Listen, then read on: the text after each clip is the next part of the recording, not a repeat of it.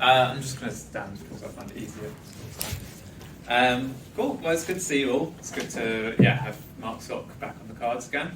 And hopefully we have an exciting term. I mean, this should be a space for discussion and debate. We want it also to be a space for activism as well. I think John might speak at the end on the student strike assembly we have on the 17th, basically to organise how we're going to build the student strike on campus. So without further ado, I'd like to kick off the talk. So how to build a revolution. So I assume a lot of you have come here with the kind of active interest in the topic. I mean, if you're on the left today and you see the state of the world and the crisis that we're in, it's hard not to kind of be left with a question of like, how do we change it? How do we actually confront capitalism? How do we build a society that is equal, fair and democratic for all? Because it's obvious that's not the case today. But there's also the question like is when you come into politics, like if you're actively looking for something, then there's also a question of what can I do? What can I do to help kind of facilitate this change? And if you're already a revolutionary, then that question turns into how can I build a revolution? That's obviously, this is the way to kind of change society. This is going to be a drastic overturning of the whole social order. The answer, I guess, to that question is you can't, which is a spoiler, and I'll leave you on that cliffhanger for now, but I'll come back to it. But just to give some hint, I think the main point I want to kind of bring through this talk is that a revolutionary situation will develop with or without a revolutionary leadership, a revolutionary party. The question of being involved as a revolutionary is more a question of how are you going to build the success of that revolution? How are you going to make sure that it's successful in its final goal, which is overturning society, ending capitalism, and establishing socialism?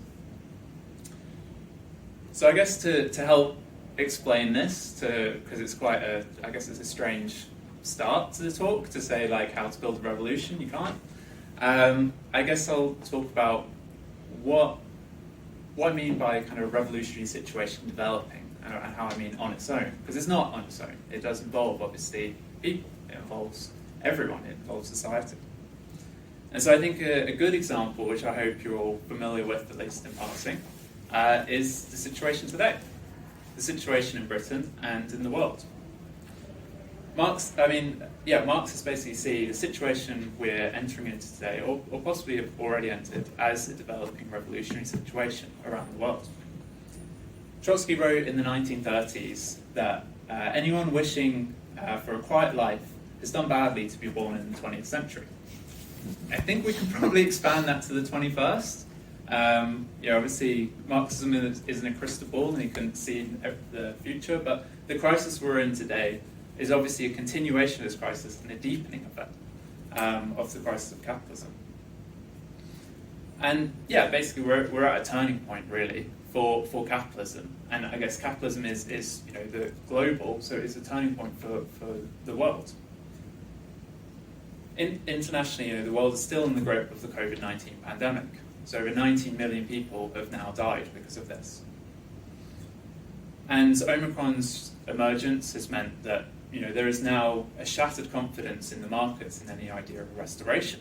There's also just a shattered idea of people's idea in this has been solved. I think it's really proven that capitalism has not solved this crisis. Capitalism has been unable to basically confront them. And the reason for this is it's a global crisis. And capitalism is an anarchic system of private companies and nation states, and they are in competition with each other. They cannot work together. I think an example of this is the kind of vaccine rollout, and the fact that the private companies have been determined to hold on to their patents, and countries have helped defend this. Biden, for example, defending the idea of patents and not kind of sharing this with the world. And this is, because half of the world now remains unvaccinated, being the perfect breeding ground for new variants, meaning we're probably going to see this as an endemic going on for a number of years. And whilst this is happening, Pfizer, BioNTech and Moderna are collectively making $1,000 per second. So it's like they have no interest in sharing this golden goose. They have no interest in sharing any of this profit. And that's the whole point. It's made for profit. They don't care about human needs. Otherwise, they would give it away to the entire planet. Instead, it's sold to make them as much money as possible. But even then, like if we put the pandemic aside, which I guess is tricky to do, but if you put it aside and you think, well, actually capitalism was already at the point of a crisis before that. In 2020, the world was already on the verge of a very deep slump. The pandemic basically acted as a trigger for this. Of course, then the trigger became part of the effect. So you had a breaking down of supply chains, you had the closing down of hospitality and tourism industries, you had a huge disruption of a whole load of industries dependent on those. One example of this disruption that kind of sticks with me is in 2020 when in America there was potato farmers. And there was all this news going around that there was 1.5 billion potatoes stuck in, I think it was like stuck in the supply chain, which was basically actually meant there was just mountains still sat at the farm. And there was picture after picture of sad farmer after sad farmer next to mountain after mountain of potatoes. And they basically there was all these interviews, and the first question was obviously like, well, can you give it away? And they were like, well, no, not really, because it's going to cost us transportation to take it down. And what company would be interested in losing money to take the potatoes away? So they went for the cheapest option, which was to dig big holes and bury it back in the ground, and then put the earth back over it. It's completely farcical, and it's absurd, but it's also kind of cruel. It shows the problem of capitalism in a crisis period, where without the ability to make profit, you have this absurd situation where Americans across the country were struggling to pay the rent, they were struggling to put food on the table, they were faced with a cost of living crisis, something which has developed further still. At the same time, you had farmers burying their potatoes back in the ground. And this happens across a load of industries. I mean, there was every part of agriculture. But also in terms of, another example was oil. There was cases where oil companies or oil production facilities found it was too expensive to store it. They couldn't give it away, so they ended up selling it for a negative price, which basically meant they were asking people to come buy it. Which is all that, it's just completely kind of surreal, but it shows the real crisis in production. And it shows the unprecedented collapse in production in 2020. World outputs shrank by 4.3%, which was 3 times lower than the crisis of 2008. In actual fact, this crisis was far, far deeper. The Bank of England said it was the deepest crisis capitalism faced in 300 years. Or if you go back 300 years, then you're talking about a lot of kings, princes, princesses, peasantry around Europe. I mean, you're talking about the history of capitalism. So that's how deep this crisis had got. And that was not the pandemic on its own. All of these kind of factors were there before. So 2021 saw some kind of signs of recovery, but the reason for this was the trillions poured in by governments into bailouts and furlough schemes, mainly to bailouts for private companies, if we're honest. But it didn't, just like 2008, where the banks were bailed out, it didn't solve the underlying contradictions which were part of the economy. And that is the crisis of overproduction, which is where capitalists produce more than they are able to sell, creating a situation where they're unable to recover their debts that they've gone into producing those goods, and it kind of spirals out of control. So while there is talk of recovery and some kind of, I knew that was going to happen. So while there's talk of recovery, the real situation in the world economy is unstable, debt-ridden, and set for more crises. And this isn't just like a Marxist take. In a survey by the Davos World Economic Forum of investors, business leaders, economists who are going to be attending this forum, which is the kind of great meeting place of capitalists and the ruling class. 4/5 expect a consistently volatile scenario within the next couple of years. Of their top worries are debt crises, asset bubble burst, oil price spikes, and financial collapse. Only 16% of Davosians feel positive. I'm not sure what their views are on this. They're in another world, to be honest. The rest, the 84%, fall into the worried camp. I assume the survey didn't give some more colourful language to describe their emotions, because I don't think worried kind of links up with financial collapse. But yeah, even if there is if capitalism can avoid this implosion, economists are predicting about 30 years of stagnation. And we've already seen 10 years of that, or over 10 years of that since 2008. With a limit on profitability, employers are trying to squeeze the working class to make profit. They have to drag down working conditions, they have to push up the hours, and they have to squeeze wages. This is the past decade of global austerity, not just in Britain, it hasn't just been the Tories doing this has been a global thing, and it's part of capitalism. It's not a moral question, it is the logical necessity of a capitalist system in crisis. So speaking of the Tories, I'll move on to the situation in Britain.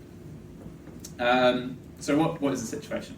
Obviously at the moment there's an ongoing political crisis, if you want to put it mildly, enveloping Downing Street.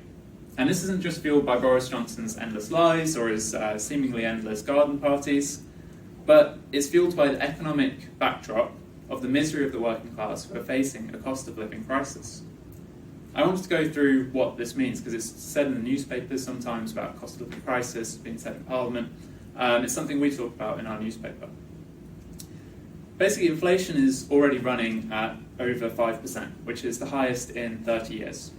So the only good news I've seen around this was a Financial Times article, which said, well, if you have investments in Tesco or Sainsbury's, you might do quite well, because historically, when there's been inflation, costs have gone up, they've been able to increase their costs a bit, exponentially, and make quite a lot of money doing that. So that's the only kind of good news I've seen on this. For everything else, it's very much, this is a possible existential threat for capitalism. Or at least it's a thing that is going to push the working class into having to fight back and fight for better conditions. Some economists believe that inflation at 5% at the moment will rise to 7% by April, which is when Ofgem are going to be increasing the price cap on gas in response to the global gas shortage, which is kind of the key thing as well about this crisis at the moment. There's going to be, alongside the cost of living increases, there's going to be a particularly acute rise in energy bills. The lifting of the energy cap is set to double energy prices, and a further lifting in October is now predicted to triple that. So you could be looking at families having to pay £2,000 in energy bills, or £3,000 if it triples. Already there's, I don't have the facts and figures on me, but there was a whole extensive research into most people in Britain do not have savings. They do not have an amount of savings saved up. They are going to be facing bankruptcy or being thrust into poverty, faced with an unexpected bill, which they get if it's boiler repairs or a car failure. But another thing would be an exponential energy bill where that's tripled. And this comes with, as I say, the inflation, which means you've got across the board housing, transport, food, drink, all prices are going to go up rapidly. And this is why, this is the cost of living crisis, but it's maybe better to dub it, and there's a lot of newspapers dubbing it, a cost of living catastrophe. And the reason it's a catastrophe is that this spike comes at a time on top of a decade of real-time wage cuts. So since 2008, these basically due to wage stagnation and slowly increasing inflation, real-time wage cuts for various sectors has been 20% loss for university workers, 32% for NHS staff, 20% for council workers, 17% for teachers. These are numbers from trade unions and their research. But you can think this is happening pretty consistently there. It's about an average of 20-25% across the board. This wage stagnation, this real-time wage cuts, that is austerity, and that's been happening for a decade now. So what I want to kind of stress is the working class were already on the brink financially, and they are already on the brink. And at the same time as these prices are going to be going up, the government is going to be withdrawing the safety net, they're cutting universal credit, they're raising national insurance. So basically whatever happens to Johnson in this period, whoever his successor is, whether it's another Tory or if there's a crisis and somehow Keir Starmer gets the power, it's much different. Whoever takes power, they're going to be dealing with this crisis, and they're going to be dealing with having to put through further austerity to balance the budget, while forcing the working class, who are squeezed from all sides, to fight back for their survival. So already we're actually seeing this. There is a fight back ongoing. The UCU is preparing to go on a wave of strikes in March. Then US are planning a student walkout and a day of action to coincide with this. And if you think of the misery and the debt inflicting on students throughout the pandemic and throughout this crisis, this could trigger mass student action like the anti-fees movement of 2010, 2011. On top of this, you have Unite, one of the biggest unions in the country. It's now involved in more disputes than its entire history, or ever in its entire history. And there's already just a general strike wave brewing. There's a lot of support and ballots for strikes in local councils. There's going to be the same thing brewing in the NHS. There's been tube strikes, there's going to be train strikes.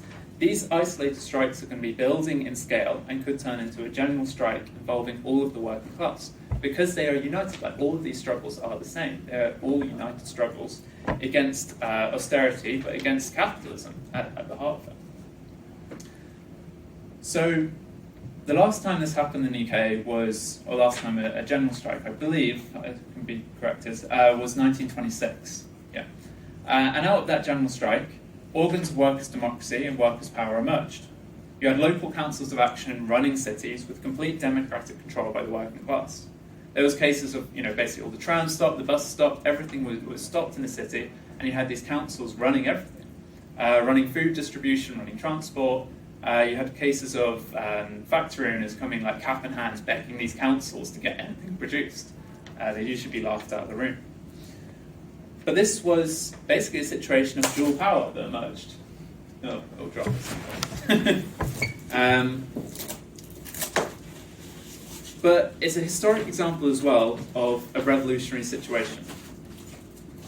And it's the same situation that we're starting to see opening up, not just here in Britain, but across the world. Sorry, the last 15 minutes gone. Mm-hmm. No worries. So, what's a revolutionary situation? Because I've mentioned that a few times. I've mentioned that this is something that's developing. I think I can show the reason why is because of this squeeze, but I'll come on to some more specific reasons. So, a revolutionary situation simply is an episode of history where a revolution becomes possible. So the word revolution has become quite commonplace. I know I was looking for a frying pan and they were advertising their coating as your revolution for cooking in a ceramic frying pan. So I want to assure you that's not what we're talking about today. No, when we're talking about revolutions as Marxists, we're talking about the complete overthrow of a social order, where the masses of society become involved in politics, some for the very first time. And revolutions have taken place throughout history. Marx, in his analysis of history, said the history of all hitherto existing human society is the history of class struggles. And the highest point of a class struggle, of combat between the classes, is a revolution, when the antagonisms between different layers of society reach a boiling point, resulting in an open clash between the classes. Indeed, capitalism was born out of such a revolution. In the feudal times, there was a rising merchant class who grew out of industrialization and leaps in technology, and it came up against the feudal nobility, who were kind of entrenched and held back the profits of the merchants and kept them out of political power.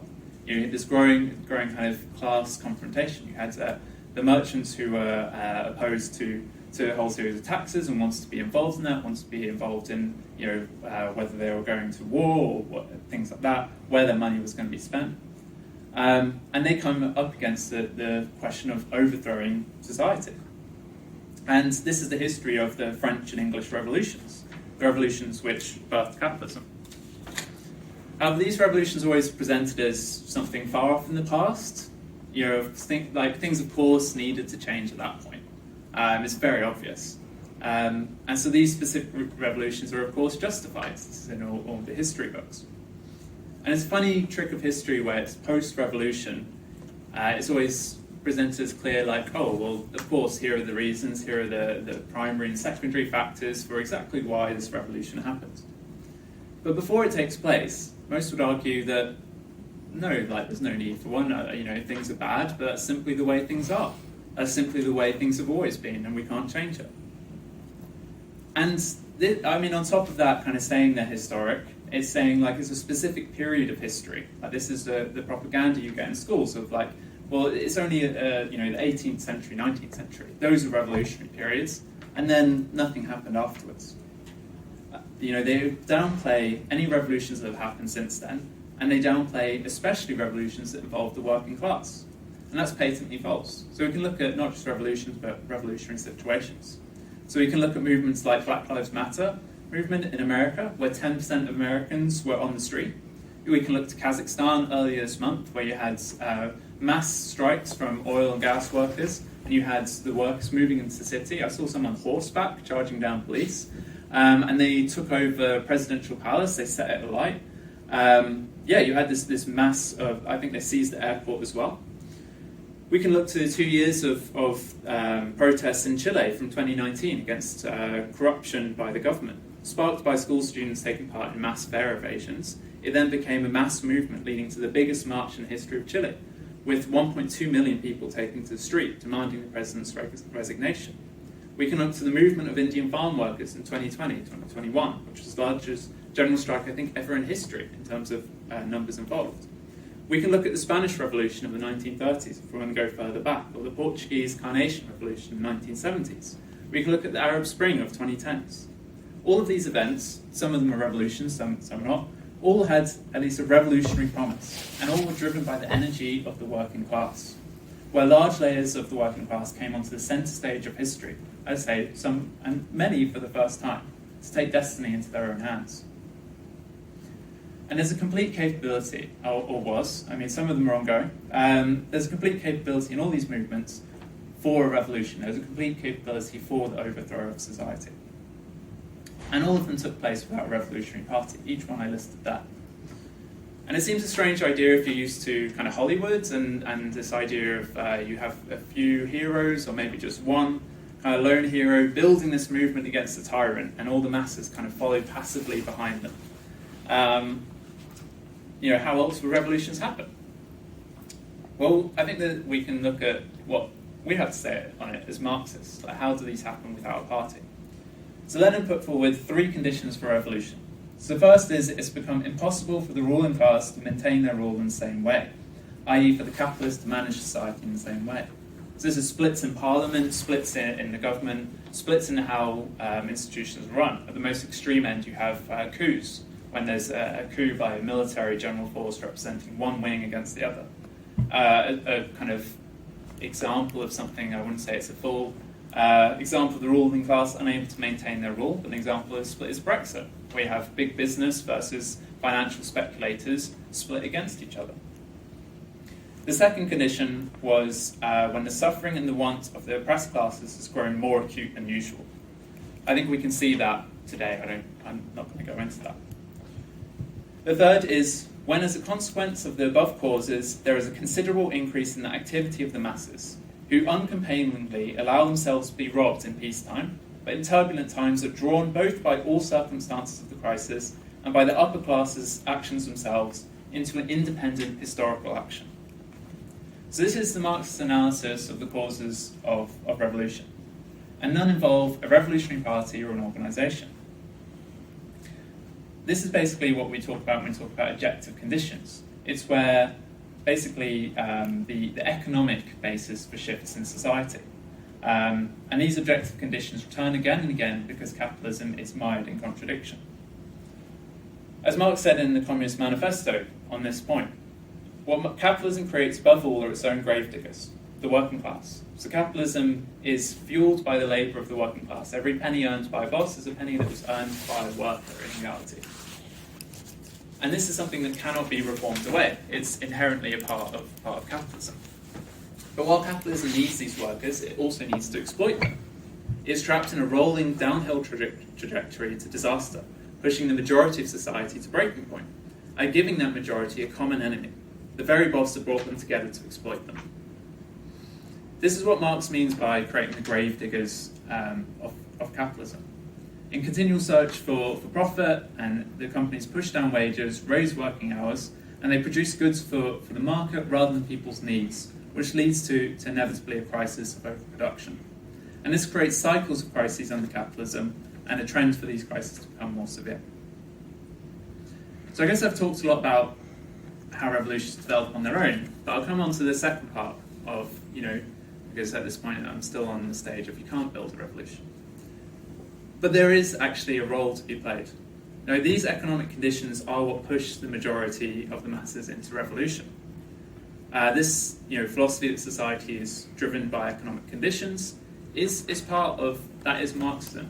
But it's used kind of caricatured by opponents of Marxism and used to slander Marxists. To say, we don't have any belief in free will, people are just some cogs in some great economic machine in the view of Marxists. Marxists see workers in some kind of fatalistic, predetermined role. Some actually so-called Marxists, academic Marxists, believe and defend this position, saying all we have to do is wait. A revolution will simply happen on its own, so why get involved? Cogs will turn with or without an intervention. So this is a lie. Marxists see history as being shaped by economic relations, yes. But within those economic relations, there is a role in history not for just the objective factor, but for the subjective factor. So it's the role of individuals who are alive and taking part in the class struggle at that point. And those individuals become a force when they are organised into a revolutionary party. And so to come back to those revolutionary situations I mentioned that developed without a party or organisation, there is an important point to be made about each one of them, or all of them. And that is, they didn't succeed in the final goal. That is, eradicating the root of corruption, of racism, of exploitation. None of them achieved the overthrow of capitalism itself. All have failed at that last hurdle, or are currently faced with that problem, that enormous task. We'll have to see what happens in Chile, in Kazakhstan.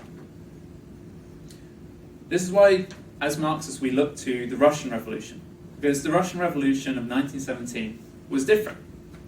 For the first time, capitalism was overthrown and the start of building a socialist society began. And here was the Bolshevik Party that offered a clear way forward. They offered a program for the masses to pick up and go forward with. And it's that program and those politics that swept the working class to power and overthrew capitalism in Russia. I do want to be clear here, though, that the party is not an independent factor. The economic conditions and the party are very tied together. You cannot have one without the other. Without the objective factor, the economic conditions, the party can do nothing.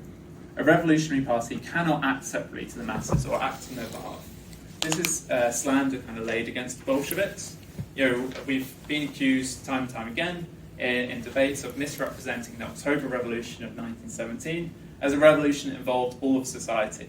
Instead, our opponents will say, no, this was a coup. This was a few people at the top who did this and as a power grab.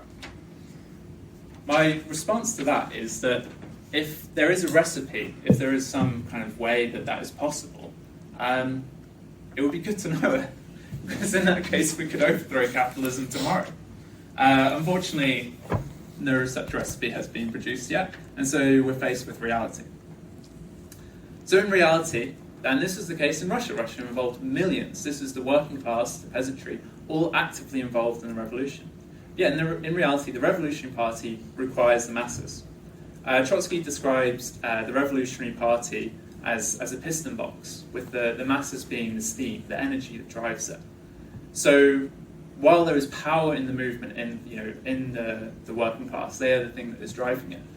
The Revolutionary Party and leadership can act as guidance for that and drive it forward. That's the role of the putting forward a program for the masses to say what are the political steps that need to be taken. This kind of breaks down as an analogy if you think too much about it, because the party obviously involves the leadership of the working class as well. So you have a piston box made out of steam, but we won't go over it too much and over. But that's the kind of key point I want to make. But the presence of a revolutionary party, the presence of leadership, does not create a revolution. But it does become a deciding factor when at a certain point in revolutionary events there is a need to take a step forward, when there is a need, when the masses come up against capitalism, when they come up against the question of how do we actually achieve this change. So really the question we should be asking ourselves as revolutionaries isn't how we can build a revolution. It's that will kind of happen without us. No, the question is how do we help this revolution succeed? What are the steps we need to take? So I'll kind of conclude, so I'll bring in the last few points. And that's what I want to talk about, of what's the role today then, given that that information. But I think we have to be honest, as organised Marxists, we are in the minority. However, our ideas are not. So a 2020 poll of American views of communism by the Victims of Communist Memorial Foundation, which isn't exactly a left-leaning foundation, found 18% of Gen Z and 13% of millennials think communism is a fairer system than capitalism and deserves consideration in America. 3 in 10 Americans aged 18 to 35 have a favourable view of Marxism, according to that same poll. That's not the majority, but in the belly of the beast, I'll take it. That's a significant amount looking towards socialism, looking towards radical change. A poll run last year by another right-wing think tank, this time in Britain, the Institute of Economic Affairs, found that 67% of Britons aged 16 to 34 would like to live in a social economic system. And something like 70% thought that socialism was a good idea, it just hasn't been done well in the past. So there's a majority there. A majority of young people in this country want to see socialism in their lifetime. And speaking anecdotally, that is something I found, being on paid sales, talking to people on the streets. There is a feeling that this system needs to be changed. What is missing is the drive and the leap to say, like, well, I should be part of that change. And capitalism does that, it leaves you isolated, feeling like you're on your own. But I want to say it is possible. It's possible to be part of a movement to facilitate this change. And the first step is to get organised.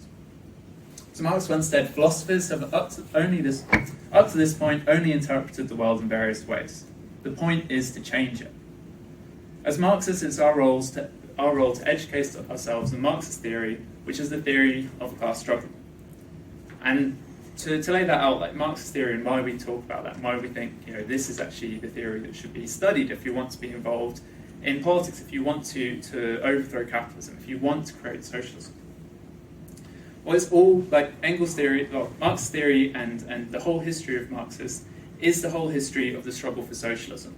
Engels came to the conclusions about capitalism and its exploitative nature from studying the working class and working class life in Manchester in the 1840s. Marx came to the idea of smashing the state after witnessing the revolutions of 1848. Both Marx and Engels came to the conclusion for the need for workers' power and the need for a workers' state after the bloody ends to the Paris Commune in 1871. Lenin added to the theory of the modern state when it has nothing but armed bodies of men after coming up directly against it in a revolutionary situation in 1917. Trotsky's idea of the permanent revolution, seeing that the USSR was heading towards isolation and counter-revolution, if the revolution did not expand to Europe and the world, that is something that came out of events. Rosa Luxemburg, her writing on the need for a revolutionary party, tied to the working class by 1,000 threads. That comes from her experience from the betrayal of the reformists who supported World War I, and this betrayal of the so-called left, and so there's the need for a revolutionary party. So this is why we educate ourselves in the ideas of Marxism. And it's not just to educate ourselves, but it's to go out and spread these ideas and to talk about them. And we have to basically make conscious the unconscious hatred of capitalism. As Marxsoc, we are intervening in worker struggles, for example, at the UCU. We are involved in that. We went to the Just Eat pickets. But we're also raising kind of ideas in the movement. We're not just there in quiet solidarity to witness things. We're bringing forward ideas and saying, well, what needs to be taken? What are the next steps? Like we have articles in our paper describing this. We talk about, well, we need an indefinite strike. We need to link up these strikes with other trade unions. This is in the case of the UCU. We're also intervening in the NUS, in the student movement, in the strike in March. And we're making calls to say students and staff should unite and fight. And we go into this intervention not as individuals, not as kind of passive witnesses again, but as a fighting organisation with the knowledge of the lessons of history. We intervene with the knowledge of the student strikes of May '68 and how they linked up with the general strike to win demands. We look towards the history of the student strikes of 2011. What were the lessons there? How they failed to connect with the workers. We look to the rent strike under COVID that lacked a united political organisation to unite all the students behind it and have a united action. It's our role to raise these lessons in the movement today and to raise a programme to fight for, in the student movement, to fight for the transformation of higher education, to make education free, state-funded, available for life. These are achievable. And more than that, we can raise points that win those 67% that want socialism, This generation that knows capitalism is dead and rotting and ready for the dustbin of history. Those are the people whose minds we can change and we can win over. Like, there's a seeming kind of apathy and stillness in everyday life, but there is a volcano under the surface. There's a huge amount of anger in the system today. So when we have talks on past kind of failed revolutions or general strikes, there's inevitably a kind of conclusion at the end, or there's inevitably a point on, well, if only there was a revolutionary party, able to put forward a program, if only there was that factor to decisively intervene. I don't think we want to be in that place in 10 years' time. I don't think we want to be looking back and saying, if only we had had that, if only we were organised, if only we had been able to make that change. So comrades, if you want to join the fight against capitalism, if you want to join the fight for socialism, it's not enough just to sit quietly on the sidelines. I implore you to join Marxsoc, to join Socialist Appeal, and to help us intervene in student and worker struggles, and to turn the student struggle into one that is involved in the class struggle, to unite all of these together. Marxist Student Federation today is, I think, at 49 universities, and each one is having talks similar to this, and having a similar program put forward on the NUS strikes. We are having a united movement, a united intervention into this. We're all the organised left on campuses across the country. And we need your help building here at Hallam. That's kind of our goal. We want to reach out to students. When we go on paper sales and talk about the student strike, there is an enormous number of people who are saying, what's that? I want to know more. I haven't heard about that. I want to get involved. And we are doing that. We have a student strike assembly on the 17th of February. But yeah, more than that, we're more than just building the society. We want to build student links with workers. And we want to build the future revolutionary party. So I think this is, not to build a revolution, as the title talks, but to help ensure the success of the revolution that's already building beneath our feet. So I'll leave it at that. Thanks.